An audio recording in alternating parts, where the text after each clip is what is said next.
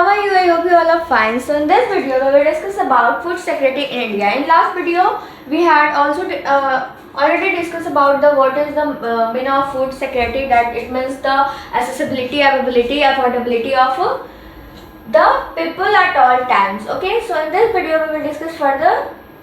So let's start. Now, story of Ahmad. Ahmad is a rickshaw puller, okay, in Bangalore. It means in Bangalore he was a rickshaw puller. He had shifted from Jumri, Talai along with his 3 brothers, 2 sisters and old parents. It means he shifted from Jalai in the Bangalore, okay, with 3 brothers, 2 sisters and old parents. It means his mother and father.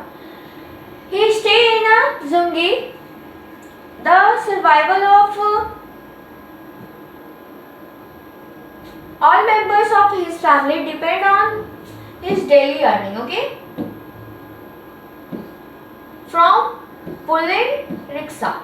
However, he does not have a secure employment and his earnings fluctuate every day. Okay, it means he have not any, you can say, secured employment, but his earning fluctuate every day.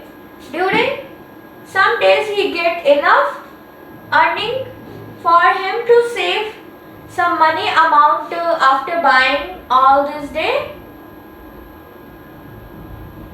to day necessities. On other day he barely earns enough to buy his daily necessity. It means sometime he get enough and sometime he get a less amount of money. However, fortunately Ahmad has a yellow card, which is PDS card for below poverty line people. Okay, he have a PDS card that is for the below poverty line people. With this card, Ahmad gets sufficient quantity of wheat, rice, sugar and kerosene oil for his daily. It means from this card he get sufficient quantity of wheat, rice, sugar and kerosene oil for his daily use. He get this essential at the half of the market price. It means he get this all the things in a half of the market price. And he purchases monthly stock during a particular day when the ration shop is open for below the poverty people. It means he buy all these things in the we can say when the shop is open for the below the poverty people. Like that shop is called ration shop. Okay. In this way, Ahmad is able to eke out his survival with less than sufficient earning for his big family where he is the only earning member. It means therefore just because of the PDS card he can get the better quality of the food without earning sufficient money. Okay. Now run this family. Wait a minute. Ahmad. Okay. So this one is the question that given to. Does Ahmad have a regular income from rickshaw pulling? No. He get some time income in a very enough. He get sometime he get enough money and sometime he get less money. Okay. So these are the question which is related to this story. And now let's start our chapter. And now we have to continue our chapter, that is the social composition along with the inability to buy food also play a role in the food insecurity. It means there is also a social composition along with the inability to buy food. If we don't have the affordability to buy food, how can we buy? So this is also a inability to this also play a role of food insecurity. Okay. The SC, STs and some section of OBC lower caste among them who have the either poor land base or very low land productivity are prone to food insecurity. Okay, it means these are people who are food insecure. Now the people affected by the the natural disaster who have to migrate to other areas in search of work. It means they are also affected the natural disaster like earthquake, a drought, tsunami, okay, who have to migrate the other areas in search of work, okay, are also among the most food insecure people. A high incidence of malnutrition prevails among women. This is a matter of serious concern as it put even the unborn baby at the risk of malnutrition. Okay, it means there are also some food insecure for the newborn baby. And here is a large proportion of nursing mothers and children under the age of 5 years constitute an important segment of the food insecure population. Okay, these are also who are the food insecure. Okay, so according to the National Health and Family Survey NHFS 1998 to 1999, the number of such women and children is approximately 11 crore. Okay, so according to this survey, there is approximately 11 crore women and children. The food insecure people are disproportionately large in some regions of the country, such as economically backward state with the high incidence of poverty.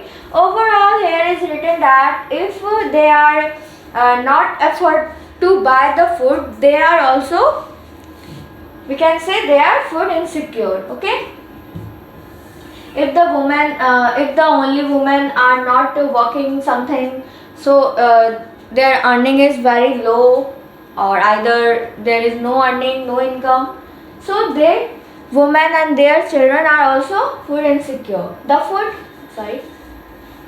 Here we can say, and also where there is a natural disaster comes like tsunami, drought, and we can say earthquake, tsunami. From this type of natural disaster, we can also say that the people are food insecure because the production get decreases, and also if this type of natural disaster comes in the area, we can say the production not with the help by the in the drought there is a no production get very low. Okay,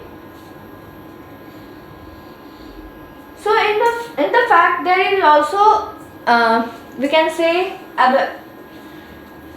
availability, accessibility and affordability. Okay, there are also availability, we can say the means of availability are also low because in the area there is no food production will help. Okay, so due to natural disaster, in fact the state of Uttar Pradesh, southern eastern part, Bihar, Jharkhand, Odisha, West Bengal, Chhattisgarh, parts of Madhya Pradesh and Maharashtra account for the largest number of food insecure people in the country. Okay, these are the states who are the food insecure people in a large number. Hunger is another aspect indicating food insecurity. Okay, hunger is also another aspect for food insecurity. Hunger is not just an expression of poverty, it brings about the poverty. It means it is not an expression of poverty, it also brings about the poverty. The attainment of food security therefore involves eliminating current hunger and reducing the risk of future hunger. Hunger has chronic and seasonal dimensions. Chronic hunger is a consequence of diet persistently inadequate in term of quantity. It means there is a two types of hunger. The first one is a chronic hunger, second one is seasonal hunger. Okay, so chronic hunger is that people who is consequence of diet and also we can say persistently inadequate in term of quantity and or quality. Okay, but the poor people suffer from the chronic hunger because of their low income and in turn of inability to buy the food even for survival. And one more hunger, which are seasonal hunger, is related to growing and harvesting. It means suppose that they are growing wheat, okay. So in the wheat have also a particular season. So in that month in which the wheat will not grow, so we can say they are food insecure due to wheat, okay, because the wheat are not growing in the month of in the next month, okay, in the other month we can say. So they are called the seasonal hunger. This is prevalent in rural areas because of seasonal nature of agricultural activities, and urban area because of casual laborers. It means in our area there are some casual laborers, and due to in the we can say rural areas there is some. So these are also food insecure, okay. We can also say that next one is there is a less work for a casual construction laborers during the rainy season. It means also we can say that in the rainy season the laborers are not there to work in the field or in the construction, okay. So this type of hunger exists when a person is unable to get work for the entire year, okay. So this is the condition when the person unable to work in the entire year just because of season, okay. That's why they are called seasonal hunger. And now here types of hunger: seasonal, chronic and total, okay. In the year 1983 to 2000, okay. So we can say this is the total calculation that is given. Now the percentage of seasonal as well as chronic hunger has declined in India as shown in the above table, okay. From the table we can say that the percentage of seasonal hunger as chronic hunger has declined in India as shown in above table. It means decline, it means percentage become decreases, okay. So here we can say that in 2000 here is chronic disease are 0.3 and 0.6, but in 1983 there are 16.2 and chronic hunger are 2.3. So India is aiming at self-sufficiency in food grains since independence, okay. After independence, India policy makers adopted all measures to achieve self-sufficiency in food grains, okay. It means after independence, India's policy is that to make the sufficiency of food grains, okay. So India adopted a new strategy in agriculture which resulted in Green Revolution, okay. So India adopted a new strategies due to a green revolution, especially in the production of wheat and rice. We all know that in the Green Revolution, we can say there is a use of HIV seed, pesticides, and also that is very fast. We can say the production of that increase our production of wheat and rice, okay. So next one is Indira Gandhi, the then Prime Minister of India, officially recorded the impressive strides of Green Revolution in agriculture by releasing a special stamp enlisted revolution in July 1968. Okay. So this is the time of July 1968 that the Indira Gandhi was the Prime Minister of the India. So they officially recorded the which stamp enlisted wheat revolution, okay. Success of the wheat was later replicated in rice, okay. After wheat they replicated in the rice. In rice, the increase in food grains was however disproportionate. The highest rate of growth was achieved in Uttar Pradesh, Madhya Pradesh, which was 44.01 into 30.21 million tons in 2015 to 16. The total food grains production was 252.22 million tons in 2015 to 16, and it was changed to 275.68 million tons to, it means we can see here that the increasing level of food grains. Okay, Uttar Pradesh and Madhya Pradesh recorded a significant production in field of wheat, which was 26.87 and 17.69 million tons in 2015 to 16 respectively. It means in 2015 they produced 26.87 and in the 2016 they produced 17.68 million tons. West Bengal and UP on the other hand recorded significant production of rice 15.75 and 12.51 million tons in 2015 to 16. Okay, there are also two more states, that is West Bengal and UP, which are also increases the production of food grains. Now food security in India. Now we will talk about the security of India. Food security of India. Since the advent of the Green Revolution in early 1970s, the country has avoided famine even during adverse weather conditions. It means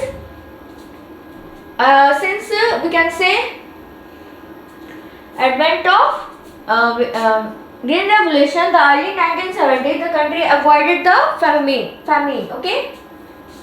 Now India has become self-sufficient in food grains during the last 30 years because of a variety of crops grown in all over the country. It means India has become self-sufficient grain. It means India have sufficient grains to, we can say, to fulfill our needs. Okay, so India has become the self-sufficient, we can say, in food grains during the last 30 years because of variety of crops grown in every part of the country. The availability of food grains at the country level has a future been ensured with a careful designed food security system by the government. It means if you have food, then the future will be insecure.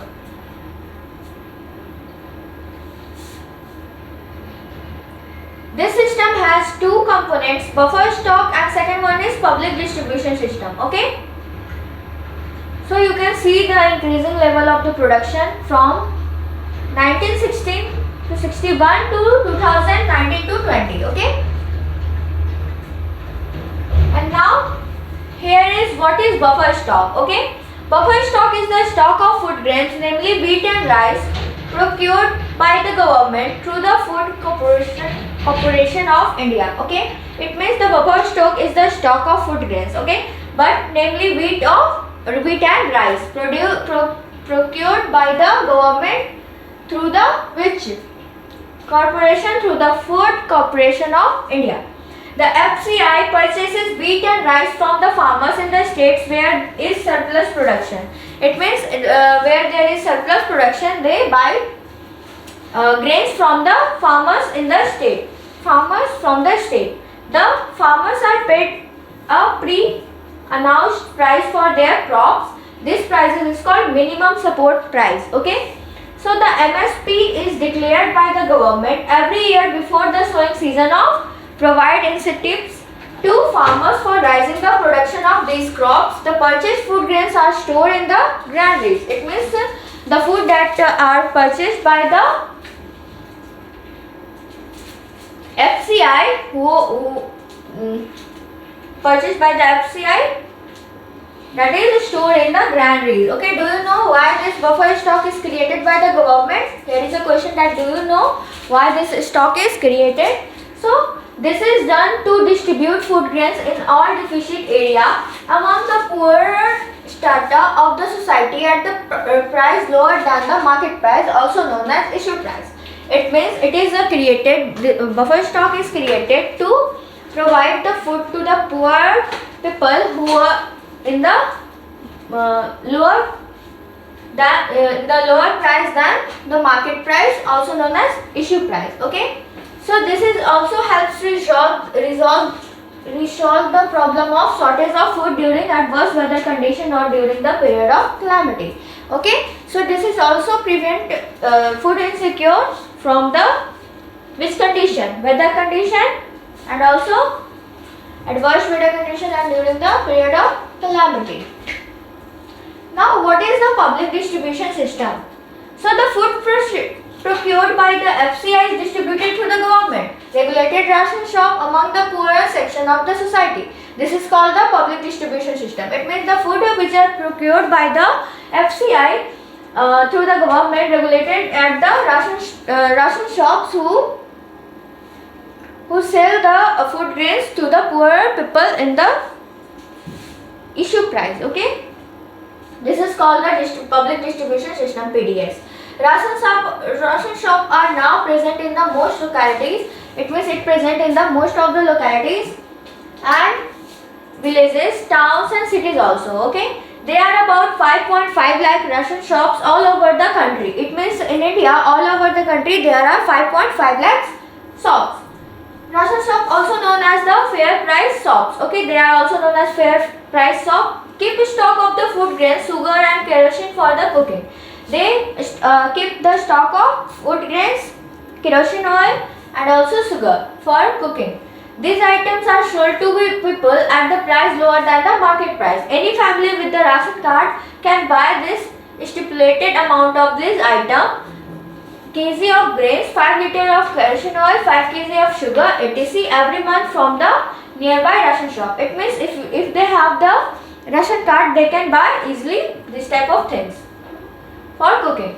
There are 3 kinds of ration card: A, Antyodaya cards for the poorest to the poorest of the people, and BPL card for those people below the poverty line, and APL card for all others. This is the shop picture 4.4. Now,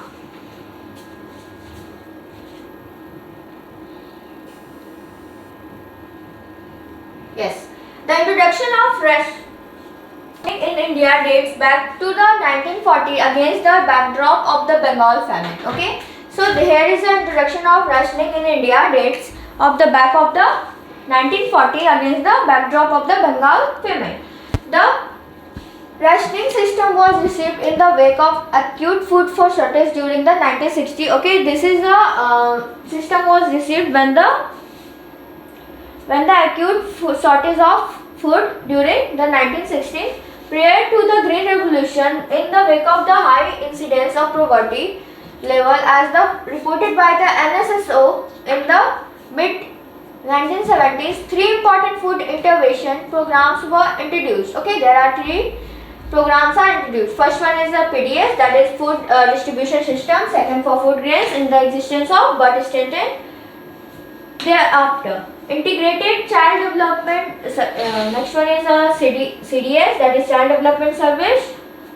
Sorry, this is the name of that integrated child development services, ICDS. Okay, introduced in 1975 on an experimental basis. Okay, and next one, and for food for work, FFW. So food for work introduced in 1977 in the 1978. Over the years, several new programs have been launched and some have been restricted with the growing experience of administrating the program. Okay, it means further many types of programs are launched in for the food secure.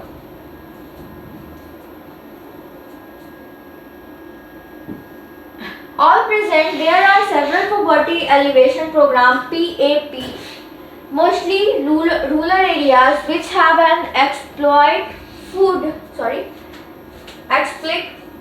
components also, while some of the programs such as PDS, midday meals, etc. are exclusively food security programs. Most of the PAPs also enhance food security. It means which one? Poverty alleviation program. Employment program greatly contribute to food security by increasing the income of the poor. Okay, so they contribute the food security by increasing the income of the poor. Now, current status of the public distribution system. Okay, this is our next topic. So I will discuss in the next video. So that's all for today. I think you understand all the things related to the food security. That's all for today. Thank you.